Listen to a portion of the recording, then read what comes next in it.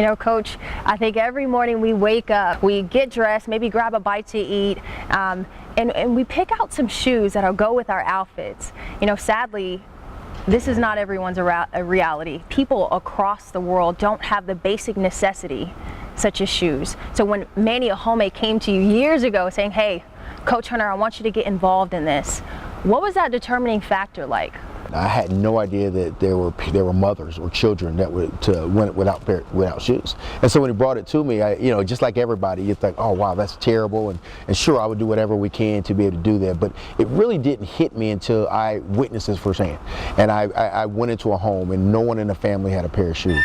That I realized the impact that this could have. Until I put myself in that situation where I could see that and witness and sit down and give a child their first pair of shoes and they put them on and they see the excitement on their face about it, that's when I knew how significant this was. One of my favorite quotes by the Reverend Dr. Martin Luther King is, life's most persistent and urgent questions are, what are we doing for others?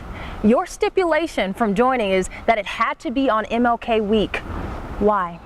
It was very easy for me to say I wanted to do it because I thought that Dr. King was probably the best servant that existed in my mind. I never grew up idolizing professional athletes. I never grew up idolizing a basketball player or football player. I've always had this fascination with Dr. Martin Luther King.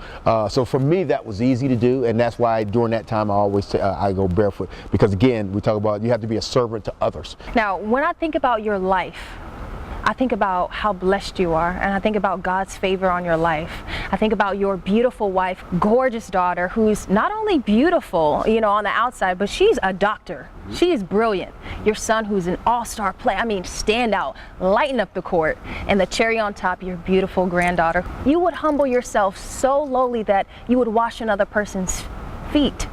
Why do you do that? There were a lot of struggles to get to that point. There's a lot of struggles to get to become a head coach. And so one of the things that I'll never forget doing this trip, when we decided to take our team, and this is when I was in Indiana, my son was 12 or 13 years old, and to see him wash a feet of a child. And I remember we would always run out of shoes. And so we got to a point I was in Lima, Peru, and I had my team and I had my family and my son, and so we ran out of shoes, and there was a 5-year-old boy that was just devastated that he couldn't get a pair of shoes. We had to get on the bus, and you know, I remember being really sad, and we're trying to get everybody on, and couldn't find my son. So everybody's like, you know, where's RJ? Where's RJ? To find out RJ's in the back of the bus, behind the bus. He takes his only pair of shoes he brought on the trip, and he gave it to the kid. I knew right then as a father that I'm doing the right thing, that he would take his last pair of shoes and give it to another child. And so again, what I want my children to know is that it's not always about me and it's not always about us, and being able to help other people. Really, when I think about it, I think it goes way beyond just providing someone shoes. I think it instills hope. How do you feel about that? Well, it's amazing. When you sit down and you sit across from, let's say, a 7-year-old girl, and you wash her feet, and you give her a pair of socks, you realize at that particular time that it's really not about the socks or really about the shoes. You could see in their face, and you don't have to say one word, that it's hope. Coach, can you tell me how this has changed the culture of Georgia State men's basketball? You know, I coach young men. I always say when we get them here at Georgia State, it's important that I make them better physically, mentally, and spiritually. And so if I've done that, then I've done my job, regardless of how many championships we won. As the leader of this program, if I am not doing it, how can I expect these young men to do it? Right. And so if they can see their coach get on his knees and wash a child's feet, if they can see a coach a game barefoot, then I think that they can understand that the guy that we are playing for, that things off the court matter a lot more than sometimes they do on the court. 108 countries, 6.8 million shoes donated later. Did you ever think it would make such a profound impact as it has today? No, I really didn't. I remember the first time we coached barefoot, and we were trying to raise 60,000 pair of shoes, and that day we raised 120,000 in one day. I'm proud of that. I really am, and it's not just about me. I'm proud, not because of what we've done, but I'm proud that I said yes. And it wasn't an easy yes to say.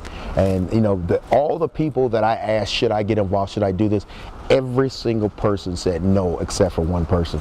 And that only person that told me to do it was my mother. Everyone else said professionally it would be bad for you, don't do it. People don't do those type of things, coach. You don't want to mess with this. Every single one. And I asked my mom, and she said, pray about it, and if you think it's the right thing, you should do it. And so, wow, look where we're at now. Amen. Thank you so much, Mom. Yeah, yes. Thanks, Thank you Mom. so much, Mom. Can you recall a time where someone, a Samaritan, a good Samaritan, or someone's random act of kindness impacted your life in a positive way?